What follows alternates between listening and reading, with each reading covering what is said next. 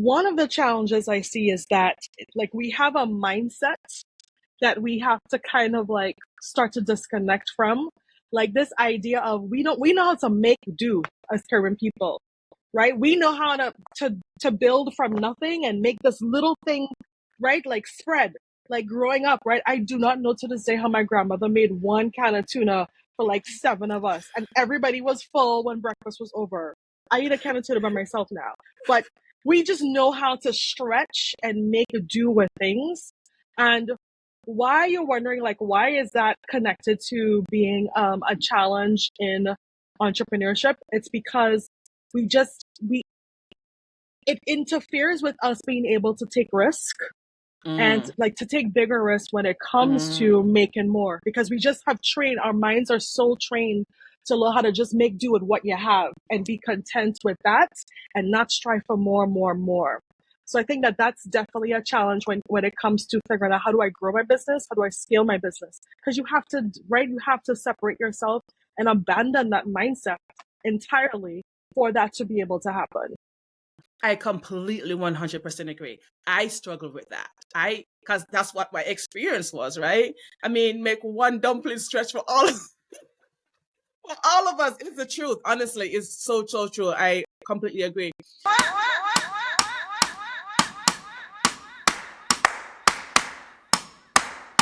Are you ready for that?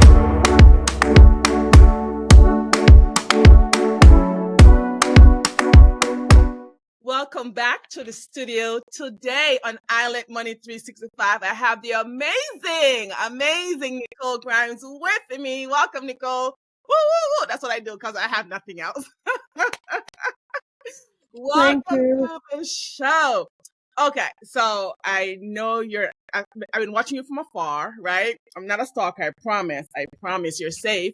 But I just been loving all the amazing things that you have been doing for the community, especially us Caribbean individuals. So let me read your bio and let's, start talking. Oh gosh, don't bore people to death, okay? No. Don't do that. Amazing. So, okay, here we go. Today's great guest, like I said, Nicole Grimes, is an award-winning education writer, consultant, and entrepreneur. She made history as the first woman of color lay principal at the top-ranked Dominican Academy in NYC, and holds a degree from Cornell, Columbia, and a PhD in urban education from CUNY. With over 25 years as a STEM educator and professor, she now leads Carib Biz Network, a thriving ecosystem empowering Caribbean entrepreneurs like myself and working to close the racial wealth gap through education, community, and strategic branding. So that's amazing. So excited. So let's get started. What inspired you to start it, Carib Biz? Seriously, we know there's a lot of us out here and you look for things around it. There's a lot of things of small businesses and this, but why our community? Why decide, let's just focus on our community a little bit? Well, first of all, thanks for having me. I don't do podcasts too often, so I hope I don't bore everyone with this one. I think the idea of coming to America, right? So I moved to the US when I was approaching 15 years old. And of course, it was implanted in me what success meant and what it looked like. You have to go to school, you have to get the work, you have to get hired. I mean, not hired, sorry, you have to get promoted and then another promotion and then do that till you're dead and buried, right? Like until you retire and that's it. And I kind of literally jumped onto that pathway, so to speak, right? So, right, like you read my background. So like, yes, it was a lot of schooling because that's what was implanted in me. You have to go to school. You had to go to school. So I went to school, I went to more school, and led a pretty fulfilling life in education here in New York City. While I was in that space of leading schools, being a university professor, I was kind of like in a bubble, right? Like really just engaging with other professionals in the field of education. And because I worked and led primarily white schools, I felt kind of disconnected from like the worlds that my friends were traversing, whether they were in corporate or whether like they were in spaces that were more diverse. And after just like a 20-year run, I just decided, you know what? Like, I just wanted to do something really different with my life. And I just literally quit. I said, hey, I'm not returning next year. And I spent a few months at home trying to figure out like what my next move would be. Little did I know it would end up being my biggest life pivot, which led me to creating CBN.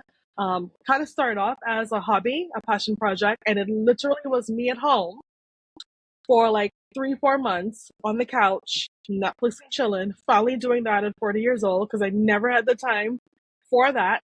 And scrolling on IG and scrolling on Facebook, and I'm like, wow, I know so many badass Caribbean people with a little business, with a little passion project. Like I see they're growing their thing, like whether it's their jewelry business or they've just launched a candle brand or they're doing events or they're trying to do workshops. And I'm like, this is so fantastic.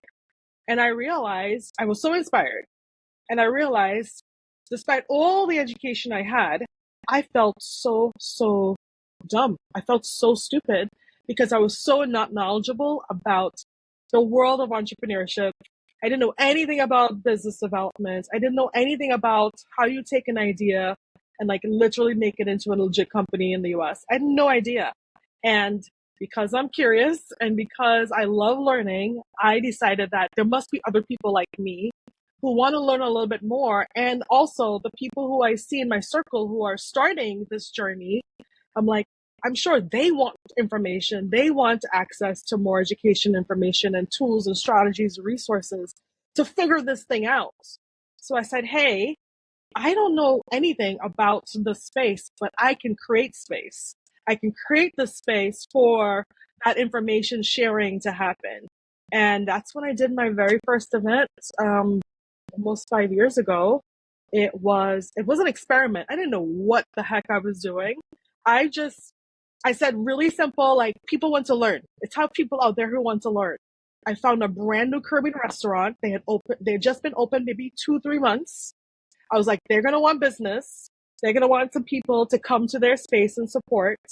So I'm like, boom, we've got a space. I had design skills from college. Boom, I made a flyer, right? I connected with a couple people that I knew already who were business owners. I tried to find a good range of people who were like 5 years in, 10 years in. Everybody said yes. Boom.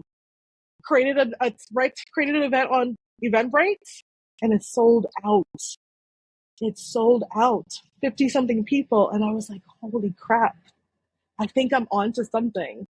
And the event was a rousing success in terms of not the selling out part, but the experience that people had, the feedback that I got, the joy that was in the room, the information exchange and the connections that were formed in that room that still exist, many of them to this day. I knew that I was onto something then and there. It took me a little while longer to kind of pull it together more tightly, to have a very clear business model, but I eventually got there. That's amazing. I love that. I love how that came, because I was wondering how you found your people. Because I started this podcast for a space for us to just, as Caribbean, as islanders, as immigrants, to just showcase what we are doing, because we build from scratch and we do amazing work building and working. But I'm like, where do I find my people? And I'm like, I was so glad you answered that question. So let's move on to what are some of the challenges that you are seeing Caribbean entrepreneurs commonly face, when launching and scaling their business here? I mean, there's so many, especially if we're talking about being here in the US, being here in America in 2025, which is a whole other conversation.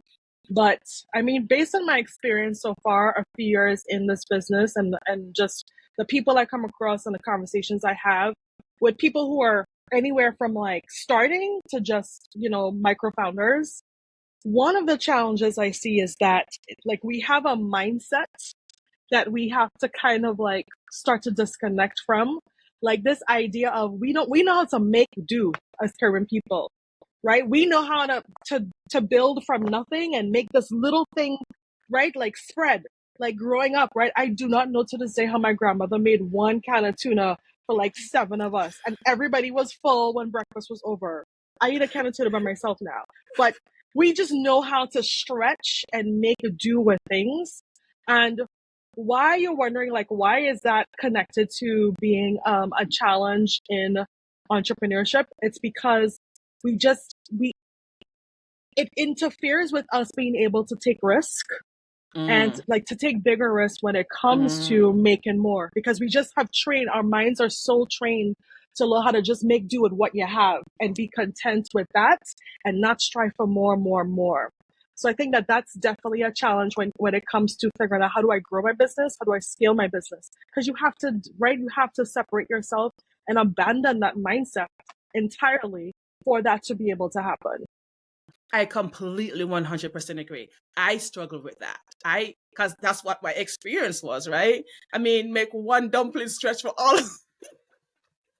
of us. It's the truth. Honestly, it's so, so true. I completely agree.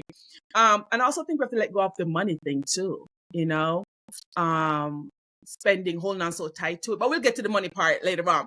What role do partnership, because you're talking about, you know, making things doing our own, but what role do partnership and collaborations play in helping the Caribbean business thrive? Like, how important is collaboration? We don't have a choice. We do not have a choice but to collaborate and share resources and share access to our networks with each other, which is essentially the whole premise of CBN, right?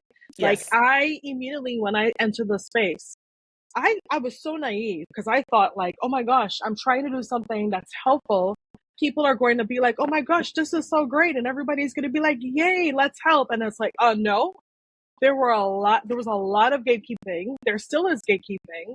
There were a lot of closed doors. There were a lot of like, oh wait, you were cool when you were a teacher, but now you're over here in my space doing similar things and I don't like it. I don't like it. Get out of here.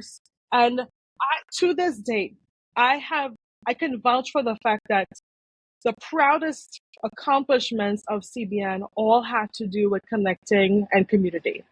All had to do with like bringing a community together and things that were able to mediate, leverage, learn from being together, or beautiful things that were able to be created and produced through people or individuals or brands coming together to produce something, whether it was a product or an event, right?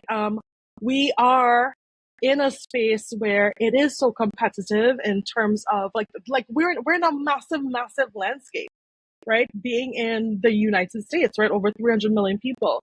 And you think about the high percentage of women specifically alone that are entrepreneurs, that are continuing to become entrepreneurs. And people like myself and you, we're in that massive ocean of Yeah. people, right? And we're all like, hey, here, help me, help, right? We're all screaming at the top of our lungs to be noticed, to be heard, to be supported. But so the only way for us to have a real fighting chance is for us to make time and space for each other. It does not hurt you to share your vendor list with somebody who's trying to do something, even if you have a candle company and they have a candle company too. Because if you believe very strongly in a problem you're solving and your brand identity and how you're showing up, your sales are not going to be affected by somebody else calling the same vendor in whatever part of the world. It's not. It's absolutely not, right? You telling me like, hey, this is the CPA I use, right? This is my lawyer. This is the person I use to build my website. Those are ways that we could completely do a much better job of. And it's the only, to me, continues to be the only real way of us to have a fighting chance in this massive ocean of other people who are trying to build something from nothing. I'm so glad you said that. I am so happy. You said it well, honestly, because I tell people all the time, you go down the bread aisle, there is 100 different brands of bread, right? And you can pick the one you like. Like, there is bread for everybody. There's a taste for everybody. Everybody different taste. And I don't understand the gatekeeping because I am free with information. You come at me, I'm like, yeah, that's because I just found out. This can help you because I feel like the pie is big enough for everybody to take a slice or a sliver of it. There's no need. Absolutely. No need. So I'm so glad you said. But why do you think they gatekeep so much? What is the fear, Nicole? Like, because I don't get it. What's the fear? It's actually really simple, right? Because the data and history has shown that whenever their opportunities are going to come our way, away for people who look like us, it's only going to be available for a few, a token few, right? That's what Mm-hmm. history and of all of our personal experiences have shown us. So that means only one of us can get in the room and only one of us can actually like stay there and sustain and maintain and thrive. There's not room for more than you. So if I'm in the room, I can't get you in the room too because there's not room. They're going to kick me out, right? Like my position, my access is now at stake. That's a mindset. That's not truth, right? That's a mindset. Some of us think that our thoughts and our thoughts are facts, right? It's just a thought. It's not the truth. And it is actually our responsibility that if we get in the room, we have to figure out how to get somebody else in there too. We have to figure out how to make space for others. Because I always say, I didn't get to this point in my life alone, right? There are lots of people who made space and made way for me, who recommended me, who spoke my name in rooms, who sent a link, right? Who did an email exchange and allowed me to have great opportunities and continue to do so in order for me to continue the work that is CBN. So I think that it's so frustrating, honestly, that it still exists. It's so pervasive that I still encounter it so much. But I do my best to say, you know what CBN is going to do, what I'm going to do at the helm of CBN is model what this could look like and should look like in terms of genuine community building, genuine sharing. The word community gets used just so much these days, like energy and toxic. Like, it's just like a word. It's like this bad word. Like, we're about community. We're about community. And I'm like, no, so many people are absolutely not about community.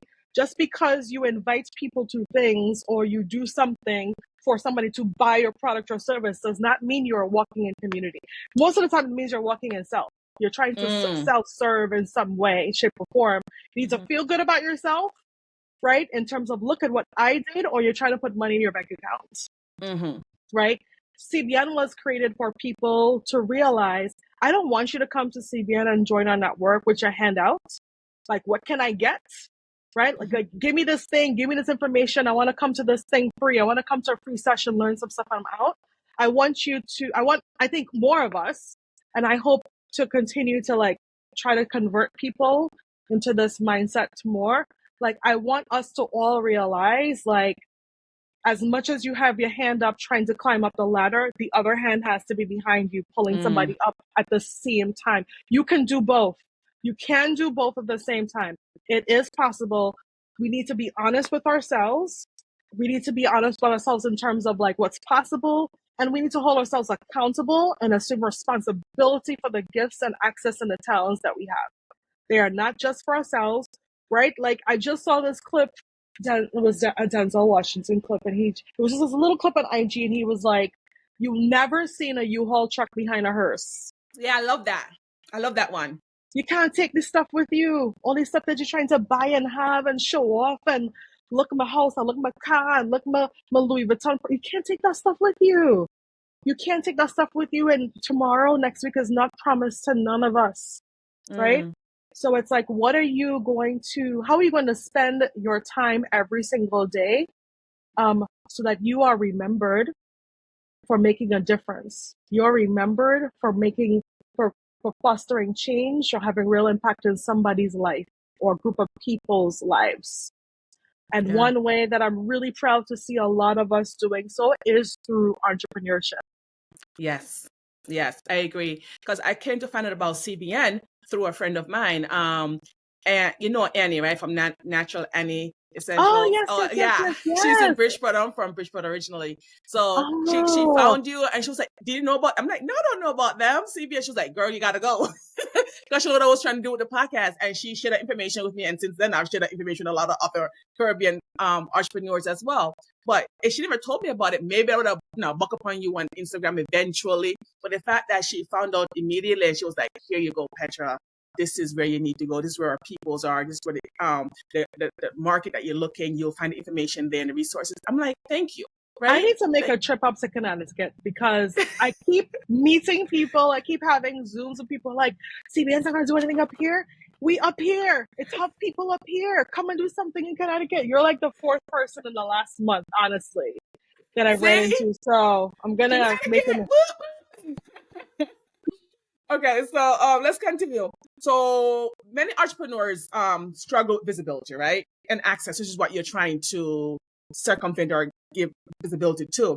what advice do you have for Caribbean business owner as they're trying to break through? So we know collaboration is one. What does they need to do to break through to get that visibility? No, that's such a great question. I think one of the problems I've seen, especially with the micro founders, people who are like solopreneurs, they're just starting out or they're in that 0 to 5, 6 year range, is that they fell into a business based on something that brought them joy. It was a hobby, it was a passion. They took a class and they learned to make this thing, and now they want to make jewelry, or now they want to make, you know what I mean, whatever it is. They want to make soap, they want to make candles, they want to make whatever. And I would say that that's actually where the problem starts for a lot of us. Recognizing the massive difference between a hobby and a love, right? Like, not everything needs to be monetized. Not everything needs to be monetized. Not everything is monetizable. If you are coming into a space with a business hat on, right? Like, I want to start a business. The whole premise of a business is to return a profit on a good or service. It is not a venture of making stuff that you like. You come into business and start a business to solve a problem. You have like done some research. You recognize people are complaining about XYZ, or people can't find this, or people keep saying they want this. And you're like, boom, I'm going to provide a solution to that problem. And that's what you do. That's a business, right? If you feel very strongly and you're very talented about, let's say, just to keep things really simple, making jewelry, for example, there's nothing wrong with that. There are a gazillion jewelry designers, right? There are many amazing Caribbean jewelry designers. How are you going to stand out, right? Like, how are you going to set yourself apart? It's not just your logo. It's not just your branding. It's not just your packaging. It's not just your website. It's not just your digital assets, right? It's just not your branding identity. But like, how do you set yourself apart in terms of the storytelling that you're doing, right? Who are the people behind your brand? Are you working with like maybe some makers on the ground on the island and getting them to do part of, right, to help make some parts of the, right, of your design, right? Like, are you using resources that have a story? They're from a certain part of the world and you could tell the story of the makers behind that. You got to find a way to really stand out, right? In this very, very saturated market of people selling lots of goods and lots of services everywhere, right? Completely agree. And also reminding yourself that like, when you go into business, you should not go into business for everyone, right? Your thing that you're trying to sell is not for everybody. So be very, very clear about who are you trying to sell to? Who is your ideal customer? Who is your target audience? And I want to draw a distinction. Your ideal customer may not end up being the customer that like makes you that money, right? Like, I mean, I see this all the time of people like always being really surprised when I give advice, for example, of like, have you done any like market research? And they're like, no. I'm like, have you used Google Trends? And they're like, what's that? And I'm like, go to Google Trends and type in, right, making coconut soy candles, and Google Trends will give you will spit out every time somebody search for that phrase or element, some of those keywords in that phrase in the last year. It will break it down to tell you how many people in a certain country, city, town has actually searched for those keywords. And you'd be so surprised. You could be here in New York or Connecticut trying really, really hard to sell this sorrel sea moss to all the Caribbean people in New York, right? You're like, there's all these Caribbean people in New York. And you might go to Google Trends and discover, but the number one place that searched for sorrel sea moss was Rhode Island. And now you're like, holy crap, I had no clue. There are people in Rhode Island who may be interested in my product. Now, what does that mean? That means now you've got to think and be smart. We got to bust out maybe a blog post. We got to like do some targeted ads on Facebook, right? And Google and Instagram to target people in Rhode Island, right? We got to drop a sale. You might decide to do a pop-up there, right? There's so much that could come from just doing that research. So I'll go back, I'll kind of pull it all together and say, not enough people are recognizing that there's a big difference between a passion project, hobby, and an actual business. You should be going into business to actually provide a solution to a problem. And you should land on what that solution is after doing some real market research and figuring out, where do I fit in? Where do I fit in? How do I fit in? Absolutely. Nicole, I think you need to be my business coach. As a service, I need to be open immediately. No, I completely understand. When I came up from college, Nicole, and I saw individuals in my church that were hard workers, like good professions, I go to Jamaican church because, we tend to stick to our own group. But these individuals that were working so hard and doing so well in their career, and now they're retired and they're only relying on Social Security. And I was shocked. I was so shocked and I was alarmed. I was like, this is crazy. What do you mean? You used to spend so much time with your kids because I was friends with your kids, Right. working overtime, sacrificing family time. And now all you have is Social Security to rely on. And that was shocked me. And I was like, you know what? That's why I created Brown Financial Solutions for, being a financial coach for this group of individuals, for immigrants, to say, how do we make our money work for us instead of always working so hard for our money? Now, as you said, Nicole, that's who my target market was. Well, that's not who is paying me. So I love that you made that distinction. Still my heart, but, we had to adapt and pivot and be more versatile in our services and offers. Yeah. I love that you brought up the idea of just for a long time, we as people, right? Like the side hustle is in us. Like, I feel like it's in our DNA, right? Like you grow up and who running taxi, who does bake a little cake, right? Who you could order a little cake from for somebody's birthday or celebration, right? So we grew up with people around us who they did this thing for 9 to 5, but they always had all of these little ways of making money, right? So this is not something this is actually a gift to us, like as a people. Like we have that mindset. We've always had that mindset. The problem is, I would say another challenge that runs concurrent to that is we also grew up with parents and elders screaming down our throats that education is the education, you have to go to school. And there's nothing wrong with that, right? I deeply cherish all of my educational experiences. It's put me in rooms. It makes people take me seriously, right? When they need to take me seriously, I'm in certain situations. But part of this problem is that with that, there are two things that's happened. When we were kind of like yelled and screamed at to pursue education or educational pursuits, it was doctor, lawyer, nurse, teacher, like that was it. Nothing else. Engineer. Nothing else matters. Engineer, right? Nothing else matters. That was number one, right? Education is the path to success, but specifically being a nurse, being an engineer, blah, blah, blah. But here's the problem. Being book smart doesn't always equal to being money smart. No. They are not equal. They're not equivalent to each other, right? So we were not reared and we did not naturally come into being exposed to understanding that distinction and realizing it's cool to go to school and it's cool to get the degree and it's cool to do this other stuff. But that does not mean you know how to make money. It doesn't mean you know how to keep it. No. Right? It doesn't mean that you have any true understanding of financial literacy, saving, credit, right? Balancing your budget. Like that's not stuff we grew up talking about. Because I know for as long as you've probably been doing this podcast and all the conversations we have in our community talking about money, there's a lot of cultural shame around that in the Caribbean. Lockdown, Nicole. Lockdown. Right, that is nobody's business, right? It's either it's nobody's business or it's very taboo to talk about money. So how on earth can we then just magically be like these very, very bright adults with all these degrees in education and know how to be successful and know how to make money and to have it, like actually have true wealth? Actually accumulating true wealth was a completely different conversation. Yeah. We have demonstrated, the statistics show we have demonstrated that we are entrepreneurs in the United States and across the world.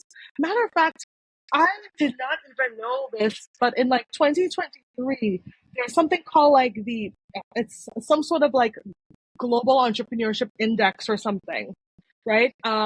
Where they kind of like examine like all the, UN countries and they rank them based on how entrepreneurial they are. And do you know Jamaica was top 7 in the world? I believe it. For the most entrepreneurs per capita. I was floored. Yeah. Jamaica in the Caribbean. So many entrepreneurs. And they define it as what you could be full-time or part-time, but you are literally earning money and paying wages, like literally paying a wage out. So the proof is in the pudding. We know how to do the thing, right? We know we have the creativity, right? We have the hustle in us. We know how to make do from nothing, right? Yes, We know how to make ma'am. something out of nothing, right? We will start a business here, there, whatever. But I don't know if we know what the true wealth generation looks like and means in terms of our spending habits, right? Our spending habits, our saving habits, and how we decide to invest money. Yeah. We're still struggling there. Still struggling. And when I go to the community to give my programs and financial workshops, even the free ones, they don't come to. Even it's a challenge, and Jen doesn't make the value of it. Oh, I have to work, but I'm showing you how to make that. You don't have to work so much, so you can make the money work for you. And it's a challenge to show the value. And for some get it. I'm not going to say we're going to put everybody in the same category, right? But definitely. So let's talk about the other side of it, though. What, from your perspective, right? What are the biggest economic contributions that Caribbean businesses and professionals make in the U.S. and beyond? Because we do some amazing things as well. We do a lot of amazing things, and if we didn't do, CBN would not exist. But the challenge actually has been in really trying to understand that, right, through metrics. So it wasn't until the 2020 census was the first time we're actually able to identify in the census like your Caribbean ethnic heritage, right? It's like when you fill out the census prior to 2020 was like you chose Black. Or if you're Guyanese, you would choose Asian. You're right. Right? Or you might choose mixed, right? So think about this. If up until 2020, right, people in the US Caribbean people could only choose like Black, white, Asia, whatever, there's no real way for us to know exactly what our numbers look like. There isn't. Because we've been identifying all over the place, and then so many of us are mixed. So then some people are putting mixed, right? So to quantifying our impact has continued to be a challenge. But there's some statistics that help us understand our actual power in the US. We know for a fact that pretty much, I would say, in up to 2022 or 2023, data shows that Caribbean Americans are literally killing it and have the strongest presence in a couple of industries in the US. Number one, take a guess what it is. What do you think number one is? Nursing, construction. I don't know, construction, food in the food industry. Food, I knew. Food and restaurants. Food and restaurants. Food and restaurants, we are killing it. Number one. It's our market share is 22%. Oh, right? Wow. In terms of how we show up overall. Yeah. Right? Next in line would be healthcare. And then construction. And then 3 would just be general professional services where construction would come under. Yeah. And then the other 2 categories are it's a beauty and some other stuff. But so we are showing up really strongly in those particular industries when it comes to entrepreneurship. We also know that we're making some serious money and we're having some impact for 2 other statistics. One, in New York, for example, Caribbean households make up 5 of the top 10 earning household incomes in the city of New York. Wow. So if you ranked every ethnic group, their average household income, Caribbean nationals are 5 of the 10 spots in New York City.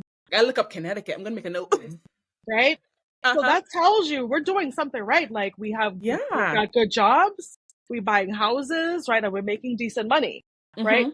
Another statistic that tells us a little bit about our financial standing, so to speak, is how much money we send back home.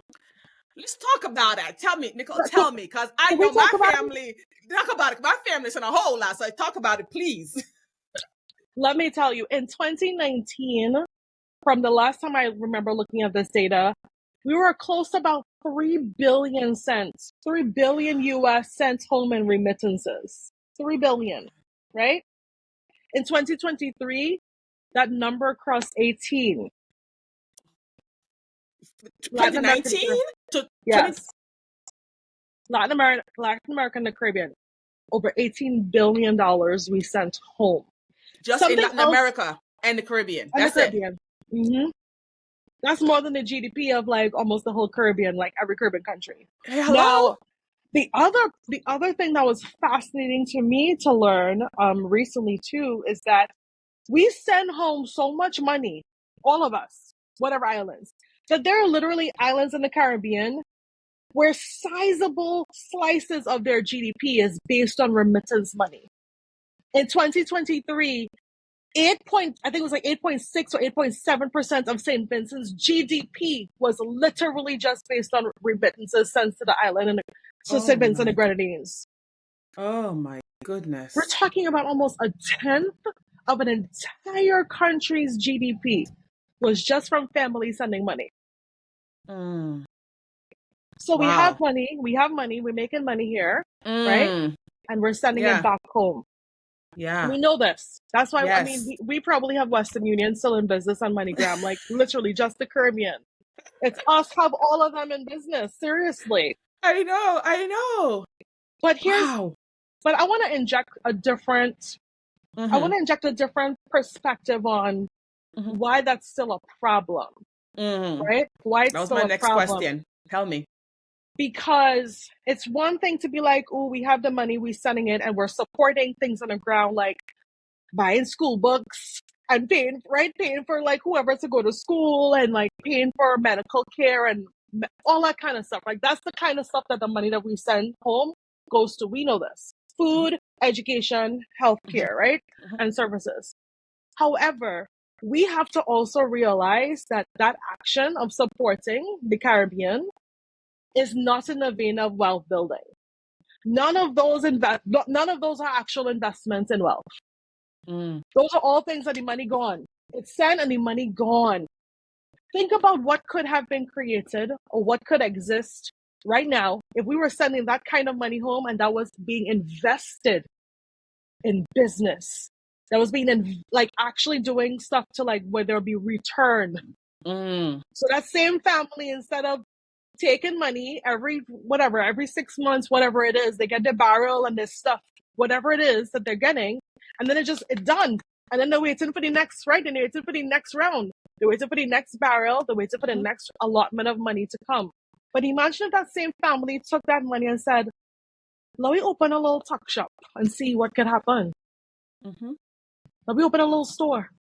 Let me open a this. Let me try to like make this like so and so really good at sewing. Let me try to, start a little tailoring business here and see if we could do something that like will really take things to another level.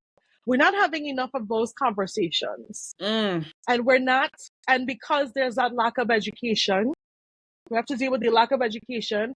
We have to do with the fact that we're fighting with cultural perspectives about like risk taking because we're so good at making do what we have. We don't need more, Mhm. right? You still have, I don't know if it's connected to an age, but we still fighting down people who don't trust banks. Yes. We have people who Nicole, don't trust yes. banks. They don't trust the bank, right? Mhm. Cash is Mhm. still king in the Caribbean. Cash Yes. is still king everywhere, Mhm. and that alone is a problem because Mhm. how does that actually help, say, younger generations or newer people develop different ideas about taking risks to make money, to build Mhm. credit, to do something different than their parents or their grandparents ever did, Yeah. right? I actually have a very good friend who literally just packed up and left Trinidad in September of last year. He's like, I can't take it anymore. He was so frustrated with the banking industry and the credit industry, like the little bit of money he could have access to, right? Like through whatever was provided through these banks, whatever. Like he just couldn't do business and couldn't travel with ease. And he Mhm. just said, I don't want to do this anymore. And he literally packed up and left and he moved to Thailand, Mm. literally. Right. So Wow. now he's in Thailand educating people in the Caribbean about like why he made that move, how to make that move, how you plan for it financially, what his finances look like now, what are the things that he invests in, etc. He's doing education around that. And it's so sad because this is Mhm. literally another version, another story about brain drain. Yes. Because we have smart people right? Like we've gone through waves every island of like when the economy is booming and there's lots of work, right? And then it's not, so there's a slump and people leave. Like we know that. We're all familiar with that. That has occurred across the Caribbean. But this friend of mine was a person who moved back home to be like, I want to contribute. I want to be here. I want to retire here and live here and build a business here and like help grow the country that I'm a part of, and give up, right? Give up out of frustration because of poor banking provisions, poor banking and credit services for a younger person as an entrepreneur trying to do things differently and actually build real wealth like we were talking about. That's a lot. And it's true. And I'm just seeing my own family, yeah, that's a lot. And it's so true. But, let's follow up with that question, because I have another question along those same lines. Entrepreneurs often have to navigate the complex family dynamics, right? Especially when supporting family abroad. So what advice do you have for them, the Caribbean entrepreneurs in the US, setting financial and emotional boundaries? How do we do that? Because your family going to look at you like, for example, when you mentioned, the lockdown, my grandma would say, I fast you too fast. What you want in them business for? Right? I'm like, so how do we create those boundaries while still supporting our family? Because we love them and we want to uplift them as well. We love them. I think one of the things that my generation is probably pushing back the most for the first time is we're challenging some of these norms and these attitudes and these perspectives from our parents, right, and our grandparents, and we're doing our own thing, right, for the first time. And that could make for really just not difficult conversations, just difficult family dynamics, right? When you have like the kids challenging what, like, and we know what challenging somebody, mother and father, in whatever Caribbean country looks like. Yes. Like this is like death. Like they're like, they won't talk to you anymore kind of vibes, right? Yes. Like, how dare you challenge me, right? I am right. We right. We know we talk about you. All they think, all they go America, and all they think, all they know more than everybody, and right? Like, we get it. We know. But I think, while that is a very sad and possibly scary outcome of having challenging conversations, it can't stop us from having those conversations. I think we need to more and more continue to have them. And just as much as we're trying to have conversations with some of our parents and those of us who have grandparents who are still around, I think maybe the approach should be different. It's like the young people in our family, like the little cousins we have, right, who are coming up, we need to make sure that we're talking to them, right? Yeah. And we're instilling in them this new way and new approaches and new strategies to think about what it means to get an education, what it means to be successful. What does that mean? I think right now we're in a really beautiful time where we get to challenge that concept openly and loudly, and we should continue to challenge it. What does it mean to be successful? What does it mean to be rich? Is having a piece of land in Grenada make you successful? Or is owning a three bedroom condo in Toronto make you successful? Like, what does that mean to us as a people now, especially as we leave our home countries and we spread out across the diaspora? Is success mean having one job for 20 years and you get 3 promotions and then you retire? Is that success? It's killing you. Right? Yeah. So yeah, I think because of social media, I think the young people in the Caribbean they're catching up, and they're doing better than we fared in our day. I'm sorry, I don't mean to age you. I could only age myself. Girl, because I'm getting up there. So I am too. Yep, I did it. I crossed over. But I feel really, it gets me excited. Like, I just came back from a trip to Trinidad, and I connected with a couple of people on the ground that are part of the network of people I wanted to meet, like creatives who are business owners doing their thing. And it really, really excites me because they're getting to come up in a different time because of exposure to everything happening outside of the Caribbean. And they're just like, oh, we're going to do this, we're going to do that. And they're not listening to their parents, the way we had to listen to our parents and pursue, right? They're pursuing photography. They're pursuing, like, they're starting studios, right? They're doing all of this creative work under Carnival, the umbrella of Carnival, or whatever it looks like. And I love that for them. I love that for us, because our young people needed the wings to fly. We were like this. We were like this. They clipped it. Yeah, we were like, we could barely spread them, and we're like trying not to be trying to be seen and not heard and not piss off anybody, and do everything they say and be the good children and go to school and come home and don't say nothing, and right, like, because that's what we were told being a good kid looked like, right? Yeah. And we have young people who are saying, we're gonna try a little something different right now, right? And I think me and you and others who are parts of CBN, like, we have a responsibility to kind of take them under our wings and pass on the little stuff that we learned, right? That some of us learned some things the hard way, and we could save and spare some people having to learn the challenging lessons that we did, you know, coming to this place where I have a business, right? After being in a 9-to-5 role for 20 something years, and you have a podcast, right? And you're pursuing this as something, and this is a money making venture for you as well. We learned lots of lessons. Yes. Right? We have relationships that were soured. We lost money. Right? We work so hard desperately to be heard and seen in the noise. Right? That is the US. So we have and we retain knowledge and wisdom that need to be passed on and shared. And that's partly the role of CBN, to be able to pull us all together, and we can information share and do info dumps with each other. So that we don't have to make the same mistakes. I completely agree. And what I have and you don't have, cool, you have it now. Yes. Because we're connected through this network. Absolutely. Absolutely. I told my grandmother the other day, because she was asking me for something. I was like, Grandma, I'm not in the, because I heard it somewhere, but I put it in my own twist. I was like, Grandma, I'm not in the business of making dependence on people who could be independent. You know? She didn't like it. I'm sure she didn't. She didn't like it.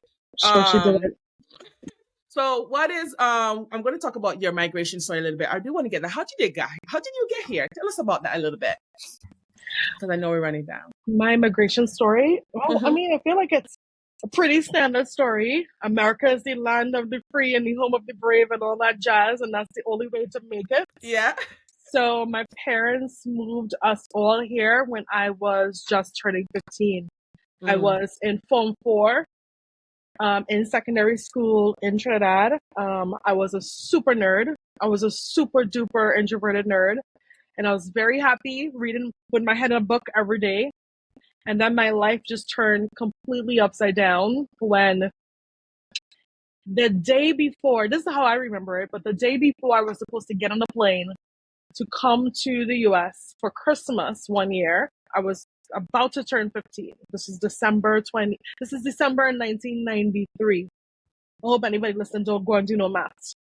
December 1993, just about to turn 15, coming up for Christmas, my parents and my brother and my sister moved to America. I stayed back home to live with my grandmother so I could finish secondary school, so I could do O-levels, right? That was the plan. I was going to do O-levels, Form 6, get into university, and then that would be my path up here. So, and I was really happy with that. I was totally fine with that. I love my grandparents, grew up with them and saw them every weekend of my life. And I mean, I had my friends, right? So I'm like, I'm good, I'm happy, I'm fine. And the day that I was supposed to come up for this Christmas vacation, apparently there was a call placed to my grandparents that sounded like, pack everything, she not going back. Oh. That was the day before. And I literally got on the plane, I left Trinidad, and never went back. And no one knew what the hell happened to me. None of my friends, nothing. Because my parents didn't call nobody, tell nobody, nothing. They just literally put me on a plane and dropped me in a school, a high school in New Jersey. And it was rough. I was so unhappy because I was really introverted, and I got dropped into a school with almost 3,000 kids. Oh my gosh. And so, you know what I mean? Like, really being lost in that sea, having a weird accent, don't have no fancy clothes. Because at this time, this is the era of Guess Guess Yes. jeans and Tommy and like, right? Like, and you had to have your brands. You know what I mean? Like, Yeah. I felt like when I went to the school, every day was like a damn fashion show. Like, it was I like, I know. don't know where these Makes no kids get this. sense. I don't know where these kids got this money from, but I know I didn't have it. My brother didn't have it. We were sharing the same clothes with my parents, like a sweater my dad wore. I would go to school with it the next day. Like, that's what it was like when I moved to the US. And I was really grateful. And we were lucky because, you know, again, how every migration story goes, you come up because there's some family member already here and you stay by them and then you move out. And that's what happened with me. So I came up, I was with my parents, I got reunited with my parents, Yeah. and we lived with a family member in one room.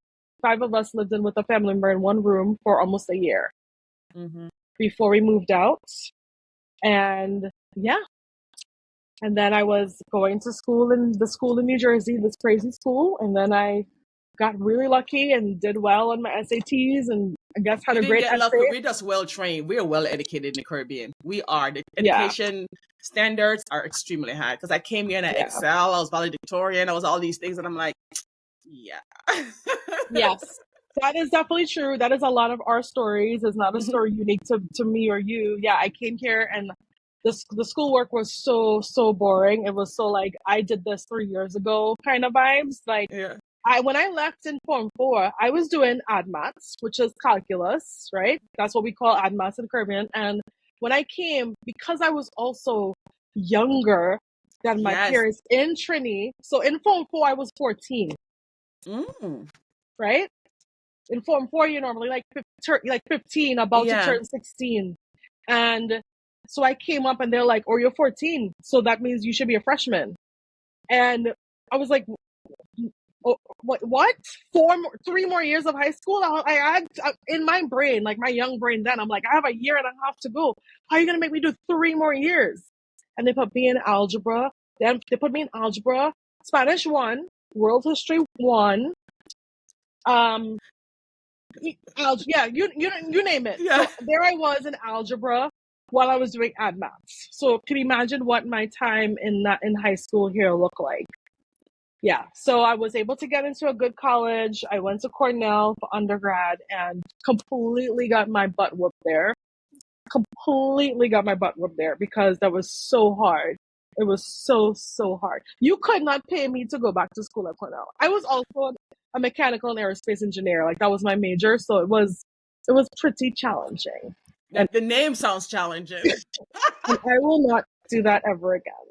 I'm good. I'm good on all those integrals and weird signs and matrices and yeah, we're done. I'm so over that life. So what does a rich life look like for Nicole? What's your rich life, Nicole? The rich life honestly looks like my life a little bit right now. I don't use alarm clocks. I haven't used alarm clocks in 6 years. So I wake up when my body's rested and I'm ready to go.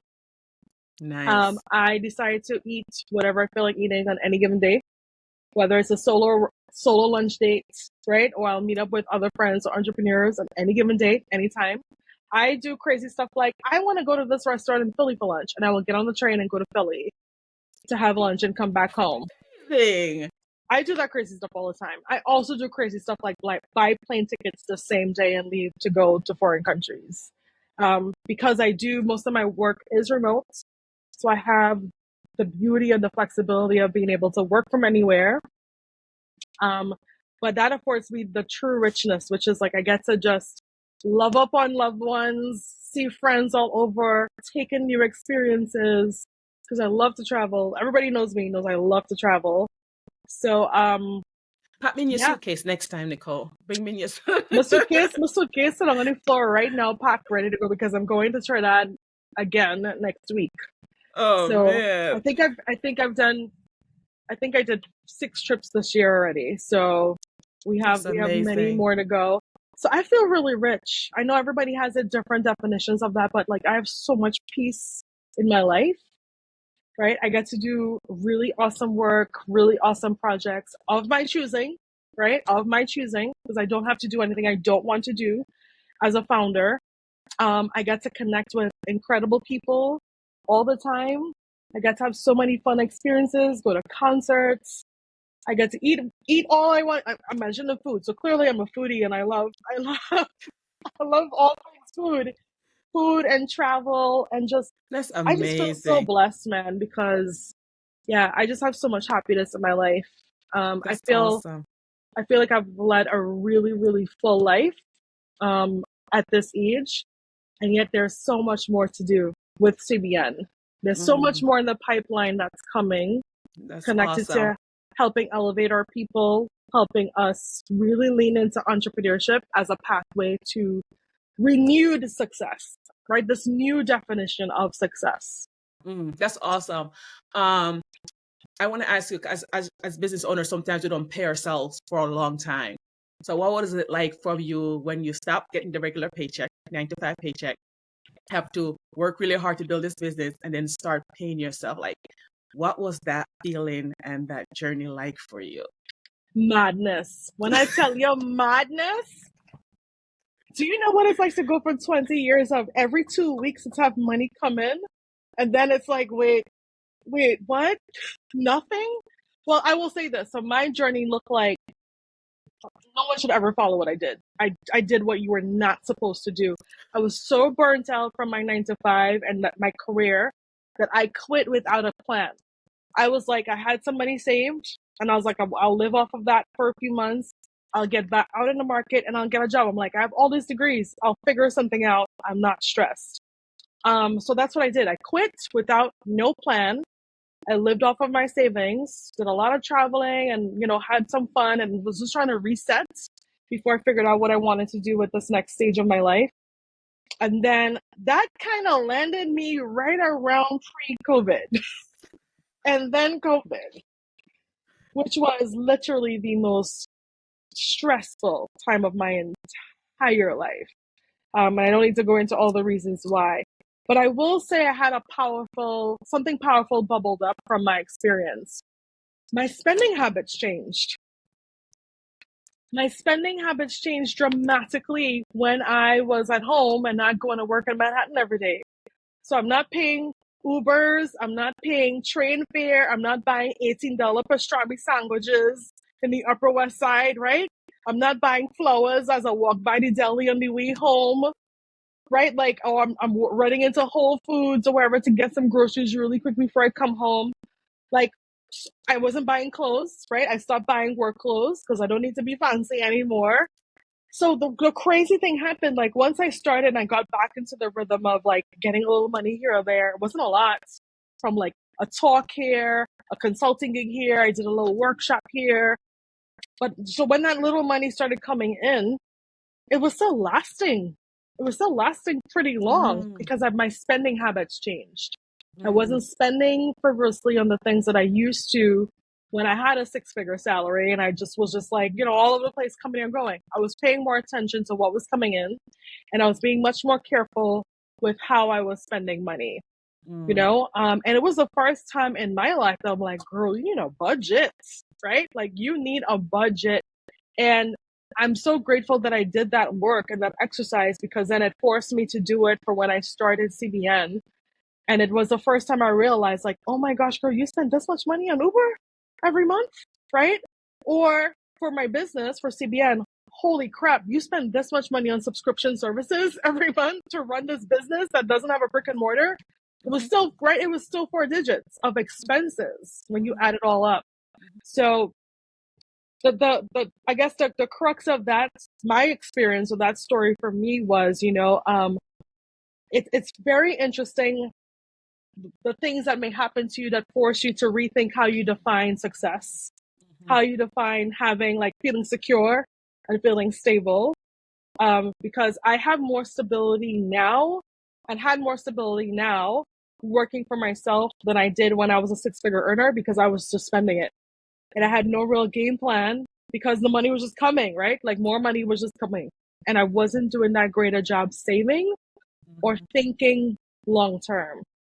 And when you become a Yeah. founder, oh, you have to plan, Yes. because when this little gig or this project comes in, you don't know when the next one's coming in, or you don't know when you're gonna actually get paid. Yes. That's the And other that thing, because you can get a gig, but you might not get paid. Yeah. Net 30, net 60, net 90. Net 90, net 90. How about I have a client that signed a contract in 2023 and I'm still not fully paid on it. You send the invoice? Of course. Of course. QuickBooks automatically sends the reminders too, right? Yeah. But yes. So I think you just develop a very different mindset around money, how you plan for the rainy days, because you don't know, you can't forecast every quarter. Like you could have plans, you could have like confirmed business, but you still don't know where you are until that money's in the bank. Yes. That money has to be in the bank for you to have Nicole, a sense. I think you need to start including a collection agency service in your business. No. But that's what I do with my financial coaching. I tell people all the time, emergency fund is very important. Absolutely. It is the foundation, is the bedrock to financial stability. You have that to have emergency funds. I'm glad you said that as a financial coach. Thank you. So this is something I ask all my guests. Please tell me one saying or proverbs that your family use or teach, to teach you life lessons. Oh my gosh. I have so many. Oh my gosh. So many run through my brain. Like the first one that jumps into my brain is my favorite, is which monkey know a tree to climb. Right? I love that one. Because it reminds me of just how to show up in certain spaces when like I feel like is somebody taking advantage of me or not. But my favorite, I'll share my favorite, which I feel would be more relevant to what we talked about. And just like figuring out what success looks like, how to build real wealth as Caribbean people. My favorite is time longer than twine. Explain that one. I've never heard that one. Explain that one to me. Time longer than twine. It's like challenges will come and go, right? But like you have to be resilient and be patient. And when you're consistent, what's for you is for you. It will work out. It will figure itself out. Time longer than twine. I like that. I like that. Outlast the thing. Outlast the thing. It's gonna work out. Amen. You hear it first. Outlast the thing. Okay. I'm so happy you're able to join us on I Let Money Tweaks Survive. Oh my goodness, that's amazing. I got some really great insight and it was an amazing conversation. So remember, until next time, y'all, keep your money irate.